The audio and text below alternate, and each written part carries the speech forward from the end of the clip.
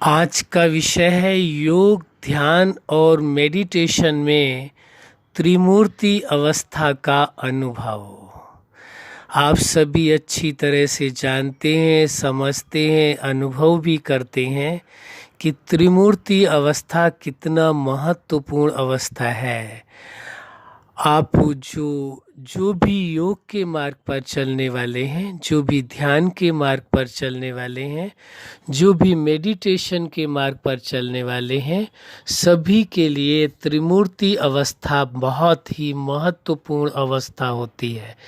वैसे तो संसार में जो त्रिमूर्ति के विषय में वर्णन किया गया है, आप सभी ने किया है कि एक रचनाकार है तो पालनाकार है तो संहार कारक है। रचना, पालना और संहार, ये त्रिमूर्ति के बारे में कहा जाता है कि रचयिता, पालनहार और विनाशकारक, तीनों ही अलग अलग बताए गए हैं और आप सभी इस विषय में जानते हैं, समझते हैं।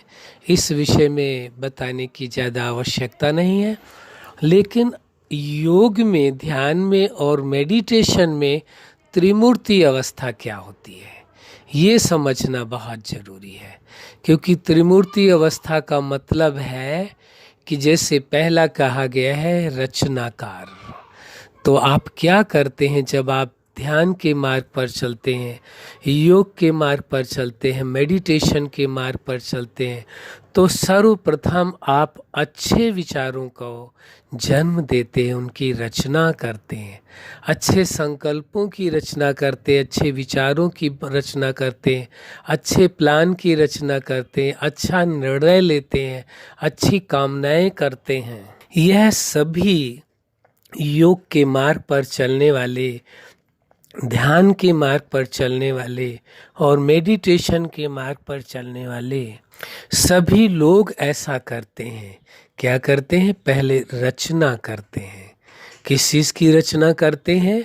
आप चेतना, शुभ विचारों की रचना करते हैं, शुभ भावनाओं की रचना करते हैं, शुभ चिंतन की रचना करते हैं, शुभ कामनाएं करते हैं, शुभ आशाएं रखते हैं, उम्मीदें रखते हैं। तो ये आप रचना करने का कार्य करते हैं। इसके बाद आप देखते हैं कि जो आपने रचना की है, शुभ रचनाएं जो की है, उस रचना को आप पालन करते हैं, यानी उनको और शक्ति प्रदान करते हैं, उनमें और सामर्थ्यता लाते हैं, उन्हें और आप स्वस्थ करते हैं, और उसके लिए आप मेडिटेशन करते हैं। क्या करते हैं? मेडिटेशन करते हैं, ध्यान करते हैं, योग करते हैं। तो ध्यान, योग और मेडिटेशन से जो आपने अपने अंदर चेतना ने जो रचना की थी, उस रचना की आप योग, ध्यान और मेडिटेशन द्वारा वो सामर्थ्यता प्रदान करते हैं, वो पालना करते हैं, उन्हें स्ट्रांग बनाते हैं, मजबूत बनाते हैं, ताकि उसका प्रैक्टिकल रूप हो सके। तो हर योग के मार्ग पर चलने वाला इस कार्य को करता है, हर मेडिटेशन को करने वाला इस कार्य को करता है, हर ध्यान के मार्ग पर चलने वाला इस कार्य को करता है कि पहले रचना करता है, फिर उस रचना की पालना करता है, यानी उसे मजबूत बनाता है, इस लायक बनाता है कि उसका वह फल अनुभव कर सके, वह प्राप्ति कर सके। और तीसरी स्टेज एक और आती है कि वह है विनाशकारक कहा गया है। विनाशकारक, रचना, पालना और विनाश। विनाश का अभिप्राय यहाँ दूसरी तरफ से है कि यदि जो आपने रचना किया है, जो आपने पालना किया है, उसमें यदि कोई व्यवधान आता है, कोई रुकावट आती है, कोई बाधा आती है, तो उसको आप आउट करते हैं, उसको आप समाप्त करते हैं, उन बाधाओं को समाप्त करते हैं, यानी उन बाधाओं का विनाश करते हैं, उन परिस्थितियों को आप समाप्त करते हैं, उन परिस्थितियों का विनाश करते हैं, व्यर्थ की बातों का विनाश करते हैं, व्यर्थ के चिंतन का विनाश करते हैं। तो जो व्यर्थ आता है, जो आपके लिए ठीक नहीं है, जो बाधा बाधाएं आती हैं उनको आप समाप्त करते हैं। इसीलिए कहा जाएगा कि आप रचना भी करते हैं, आप पालना भी करते हैं और संहारक कारक भी हैं, आप समाप्त भी करते हैं। तो ये त्रिमूर्ति अवस्था इसीलिए कही जाती है।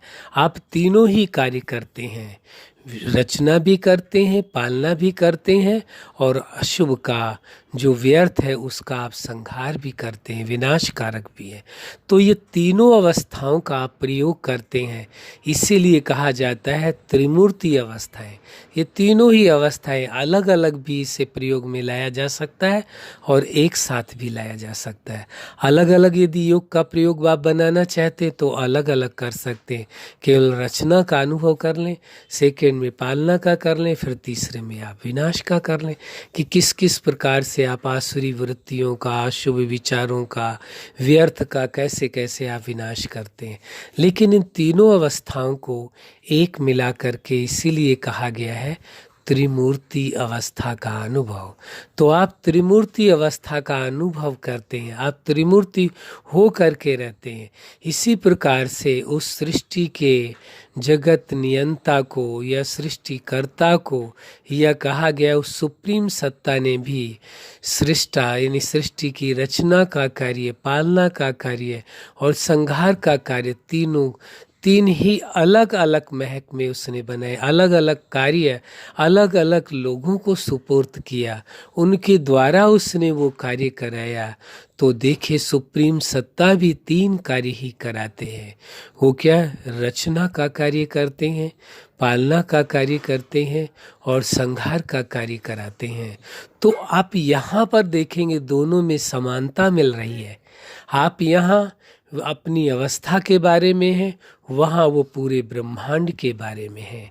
आप एक सीमा में हैं, वो एक असीम में है, लेकिन दोनों ही समान दिखाई दे रहे हैं। दोनों में ही समानता के लक्षण है, समानता के ही गुण हैं। इसीलिए समानता में ही ध्यान, योग और मेडिटेशन करना सहज होता है। आप इसी प्रकार अनुभव कर सकते हैं कि उस सुप्रीम सत्ता के आप समीप हैं और महसूस करते हैं वो सुप्रीम सत्ता सबसे पहले वो रचना का कार्य किया, उसने इस ब्रह्मांड को रचा, फिर उसके बाद उसकी पालना का कार्य किया, उसे इस लायक बनाया, संभाला कि ताकि ये संसार चल सके और चल रहा है। पूरा ब्रह्मांड एक सिद्धांत के तहत चल रहा है, उस रचनाकार के आदेशानुसार ये कार्य कर रहा है। तो रचना की, फिर उसके बाद उसकी पालना की, उसे इस लायक बनाया और संहारक भी है। यदि कोई व्यवधान आता है, कोई मुश्किलें आती हैं, कोई रुकावटें आती हैं, कुछ ऐसी चीज़ें आती हैं जो ब्रह्मांड के सही तरीके के चलने में कोई बाधाएं आती हैं, ये विकृतियां पैदा होती हैं, तो उसका वो स्वयं ही संहार भी कर देते हैं।